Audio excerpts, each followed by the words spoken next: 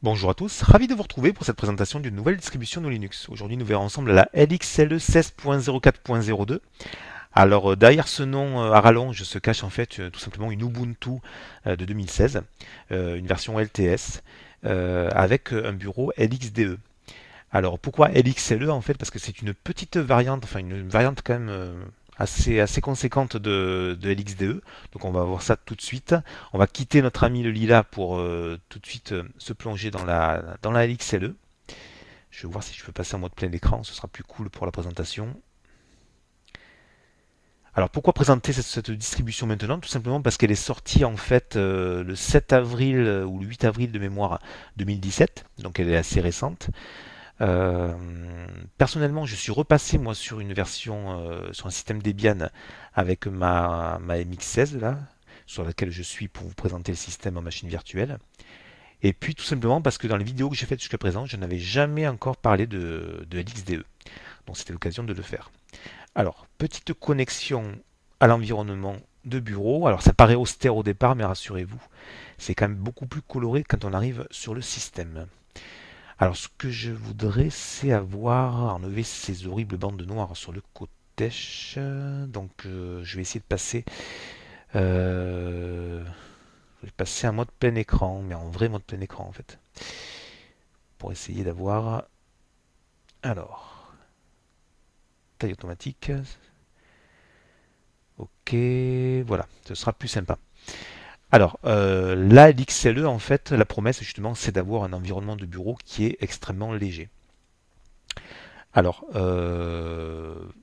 va voir ça tout de suite. On va voir quel est. Alors là, je m'amuse avec ce qu'ils appellent le random wallpaper, en fait, parce que, comme vous allez le voir tout à l'heure, il y a énormément de possibilités en termes de fond d'écran. Bon, c'est peut-être un des points forts de la distribution. Tiens, je cherche en fait un fond d'écran qui soit assez zen et joli à la fois pour pouvoir poursuivre la présentation. Donc oui, c'est l'heure du café. Bon allez, on va rester sur le train qui est ici. Donc alors, on a au programme un menu très classique avec, vous aurez reconnu le menu de GNOME 2, de Mate, hein, donc, puisqu'en fait LXLE utilise des outils Mate mélangé à l'XDE pour proposer justement cette LXLE. Donc l'idée est plutôt sympathique. Après, on va voir si justement en termes de ressources, ça reste relativement stable et relativement peu gourmand. On va lancer en fait le terminal, on va vérifier la version du noyau. On est bien donc ici sur un noyau 4.4 avec une itération 73, hein. Mais ça c'est logique, hein, puisqu'on est sur la version d'Ubuntu, donc la base Ubuntu LTS 2016. Vous voyez que le noyau a été mis à jour donc le 6 avril 2017, donc ça c'est relativement récent. Si je fais un petit htop, ça nous permettra de voir les ressources du système consommées. Vous voyez qu'on est quand même au ras des pâquerettes. On est à 235 mégas de mémoire vive consommée sur à peu près. Moi j'avais mis. Au départ, je voulais mettre un seul giga de mémoire vive. Et puis je me suis dit, oh non, je vais quand même mettre 2 gigas comme d'habitude. On est quand même vraiment sur une consommation relativement modeste. Donc ça c'est plutôt sympathique. Si le terminal veut bien rester dans des proportions. Oui. Non mais. Ah, c'est pas grave. Je vais passer ici. Comme ça, voilà. Ce sera plus facile. Donc, des fois, l'informatique, hein, il faut crier. Voilà. Après, vous avez ici un outil Quick Launch qui est plutôt sympathique. Si vous cherchez, par exemple, justement, allez, on va dire Writer, LibreOffice Writer, hop, voilà, vous tapez les premières lettres et vous avez accès à LibreOffice. Qu'on va lancer, du coup, puisqu'on y est. S'il veut bien se lancer, je sais pas, il fait peut-être que je clique ailleurs, hein, ou que je fasse un double clic. Bon, quand tu veux. Bon, c'est pas grave, on va passer par le menu GNOME 2, ok. Alors, LibreOffice Writer ici. En fait, c'est juste pour vous montrer que tout avait été. Alors, récupération des données, d'accord. Non, je vais abandonner. Oui, non. Ah, oui, je vais annuler, oui. D'accord. Non, parce qu'en fait, j'avais déjà ouvert, juste avant de faire la vidéo, j'avais testé un petit peu pour voir si tout avait été forcément mis au niveau de la de la langue française, et du coup il a dû m'enregistrer le document sans nom. Ok, donc au niveau des tests de la francisation, ça passe bien, hein, donc on peut travailler d'emblée hein, lorsque vous installez le français. Vous voyez qu'on a la mise à jour de l'orthographe, donc à ce niveau-là, ça fonctionne. Version de LibreOffice, pas de souci, on est sur une version 5.3.2, donc relativement récente. À propos des différents bureaux, si je déplace LibreOffice, vous voyez qu'on est ici sur le bureau tout simplement numéro 3. On a 4 bureaux virtuels, donc ça c'est plutôt sympa pour travailler. Personnellement, j'en utilise que 2, mais bon, plutôt sympathique d'avoir plusieurs bureaux pour éviter de mélanger les logiciels. Ici en bas, donc on peut modifier en fait tout simplement le menu. Vous pouvez rajouter des éléments, donc ça c'est plutôt pas mal. On va continuer à faire le tour des fonds d'écran.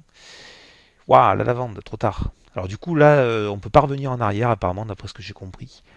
Euh, Bon, peu importe. Oula, oula, oula. Ouais, pourquoi pas. Donc après, qu'est-ce qu'on pourrait vérifier? Donc, vous voyez qu'on on est un petit peu monté en charge en termes de logiciel. Par contre, au niveau de la charge justement du processeur, ça reste quand même cool, hein. On est en dessous, voilà, on est sur des charges assez raisonnables. Ensuite, ce qu'on pourrait vérifier, c'est les logiciels justement. Donc on a l'outil capture d'écran, on a Calculator, on a le gestionnaire de fichiers PCman FM, et c'est là où, tac, quand je l'ouvre, voilà, je suis sur de l'anglais. Voilà. Donc on est sur de l'anglais ici. Donc ça reste à franciser à la main. Pour tout ce qui est audio vidéo, donc on a Audacity et Goyadec qui sont préinstallés. Ça fait un petit peu doublon. Bon, pourquoi pas. Donc l'outil de capture vidéo, on appelle ce Audio Equalizer. Je me suis rajouté SM Player. Par contre, on a étonnamment Simple Screen Recorder qui est installé, qui est préinstallé. XF Burn pour la gravure CD. Bon, ça reste un utilitaire assez sympathique. On a le dictionnaire de maths, bien sûr, puisque LXL utilise les outils de maths, le calendrier, donc, que l'on peut accéder ici aussi, la météo, les outils météo, voilà, donc dans un terminal, assez sympa. Au niveau de l'éducation, ben, on a LibreOffice Math.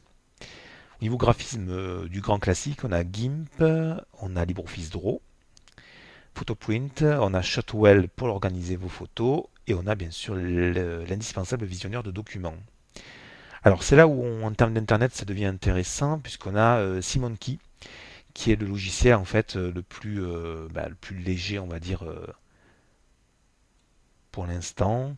Si je fais une petite recherche sur LXLE, voilà, juste pour aller faire un tour sur leur site à eux. Alors, LXLE OS est maintenant disponible, d'accord. Donc, alors leur logo apparemment, enfin leur leitmotiv c'est Revive that whole PC. Donc ça veut dire allez, fais-moi revivre ce PC, donne un coup de boost à cet ordinateur. Si vous voulez traduire un petit peu, si vous voulez adapter un petit peu cette maxime. Donc on nous dit light on resources, heavy on functions.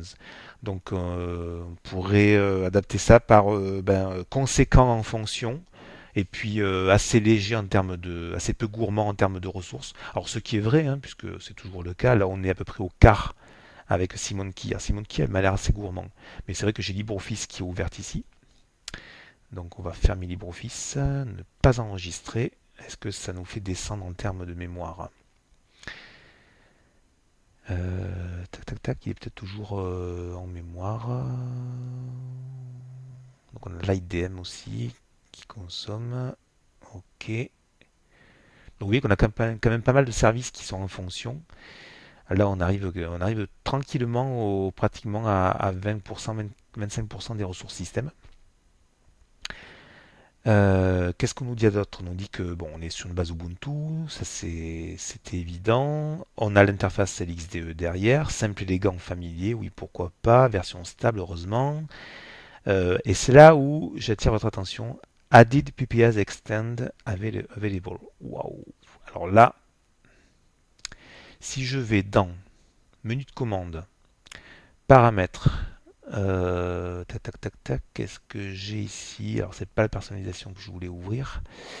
Non, c'est la partie logicielle. Donc on va ouvrir Synaptic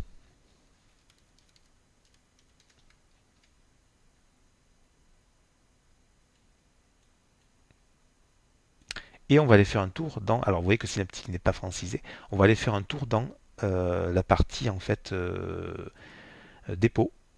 Et là, je vous laisse découvrir la liste des dépôts. Alors effectivement, les PPA ont été rajoutés, hein. Donc on a quand même pas mal de dépôts qui ont été rajoutés. On a donc les PPA donc pour Simple Screen Recorder. On a Noobs Labs. Bon, ça c'est logique. Mais bon, on a quand même pas mal de PPA qui sont rajoutés. Alors, je veux bien que le système soit léger, peu gourmand en ressources, mais après, derrière, on rajoute pas mal de PPA qui mettent en péril, on va dire, la stabilité du système. Donc, à vous de voir si vous avez un PC ancien, un IPC, un netbook, un PC qui rame sous Vista ou sous Windows XP, pourquoi pas. Mais sachez que, bon, au niveau des dépôts, ils sont quand même assez nombreux. Donc expose, aérosnap, la possibilité donc de mettre les fenêtres sur le coin, voilà. De nombreuses options, d'accord. Et ce qui est sympa, bien sûr, et même indispensable, les versions 32 et 64 bits du système, puisque forcément, si on veut faire revivre un IPC, un netbook, un PC un peu ancien, eh bien, il faut qu'on ait une version 32 bits à disposition. Voilà. Et on nous promet donc un démarrage en moins d'une minute, hein. Bon, ça, c'est pas en termes de rapidité. De nombreux systèmes sous Linux font le boulot à ce niveau-là, donc il n'y a pas vraiment, on va dire, de nouveautés. C'est pas vraiment de grosses surprises. Alors, qu'est-ce qu'on peut vérifier d'autre? On a vu les logiciels. Est-ce que j'ai fait le tour en termes de... Non, je crois que j'ai pas vraiment tout fait le tour. Donc on va commencer par les jeux. Donc vous avez quelques jeux, dont les grands classiques Mastermind, Mahjong. Ça vous verrez, hein. Donc le Casse-Brique Workout. Au niveau de l'internet, on a vu qu'on avait donc SeaMonkey, on a aussi Thunderbird, Pidgin, Chatzia, transmission indispensable, YouGet, graphisme donc LibreOffice Draw, GIMP, Shotwell pour les photos. Voilà, bon, je crois qu'on a fait plus ou moins le tour. Bah écoutez, après c'est à vous de voir, hein, est-ce que cette distribution peut vous convenir. Si vous avez un PC qui rame sur Windows ou sur une distribution Linux un peu gourmande, pourquoi pas. Après, il faut, voilà, sachez que tout n'est pas francisé. On a énormément de PPA qui sont préinstallés. La distribution est jolie, elle reste paramétrable. Donc, vous avez ici donc un outil au niveau des paramètres. Je crois, voilà, application préférée. Je sais plus où c'était en fait. C'est dans personnaliser, voilà. Donc, vous pouvez personnaliser donc à loisir les différentes, voilà, on peut customiser au niveau des couleurs, tout ça, au niveau des icônes. Ça c'est voilà, comme bon vous semble. Ça c'est plutôt sympa, mais bon, on le retrouve sur pas mal de distributions Linux. Voilà, Nightmare, pourquoi Nightmare? C'est cauchemardesque, oui. Bah, ce qui est cauchemardesque, c'est d'avoir une distribution qui n'est pas forcément francisée, alors que normalement les paquets français ont été choisis dès le départ. Et ce qui est cauchemardesque, c'est le nombre de PPA qui sont préinstallés en fait au niveau de. Voilà, donc là j'ai. C'est francisé plus ou moins. Si je fais appliquer à tout le système, ça devrait être bon. Hop, petit logout.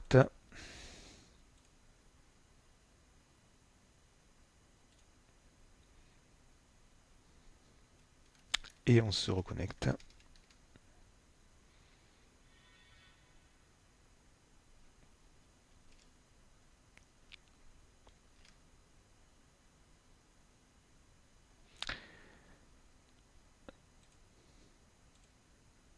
Et non, nous sommes toujours sur une version en anglais. Voilà. Bon, quoi qu'il en soit, si le franglais ne vous dérange pas, si le nombre pléthore de PPA ne vous dérange pas, après, comme je disais, donc on a une distribution qui est relativement légère, qui peut être sympathique pour vous, suivant si vous avez un deuxième PC, voire un troisième PC. Donc voilà. À vous de voir. Bah, écoutez, je ne vais pas vous retenir plus longtemps. On va se quitter sur un fond d'écran bah, assez sympathique. Voilà, peut-être. Alors il y en a pour tous les goûts, hein. On a vu qu'il y avait 100 fonds d'écran différents. Voilà, tiens, on va voir. On va se quitter sur cette voie ferrée en fait, tout simplement. Je ferme la machine virtuelle. Voilà. Et puis je vous dis merci d'avoir tenu le coup jusqu'ici. Et puis je vous dis à bientôt pour le test d'une prochaine distribution de Linux. À bientôt, au revoir.